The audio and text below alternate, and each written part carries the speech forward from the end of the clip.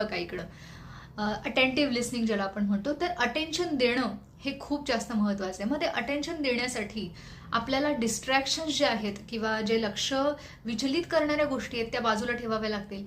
त्यातला सगळ्यात पहिला जो आहे तो आपला मोबाईल, जो आपला बाजूला असला पाहिजे. नंतर एक वेळ आपण आपल्या मोबाईलमध्ये बघतो आहोत किंवा आपण न्यूजपेपर वाचतो आहोत किंवा काहीतरी वेगळं करतो आहोत आणि दुसरीकडे कोणीतरी आपल्याला काहीतरी सांगतंय आणि आपण अर्धवट नुसतं हू हू करतोय किंवा ऐकल्याचा आभास आणतो आहोत, तर समोरच्याची त्याच्यामुळे निराशा होते. विशेषतः लहान मुलं, म्हणजे मोठी माणसं तर आहेतच, पण लहान मुलांना ते जास्त दुर्लक्षित भावना त्यांच्यामध्ये येते की अरे आपण काहीतरी सांगतोय, मग ती उत्कटतेने सांगतात, त्यांची भावना खूप तळमळीने सांगतात, खूप उत्साहाने सांगतात आणि काहीतरी अर्धवट ऐकल्यासारखं आपण करत असू.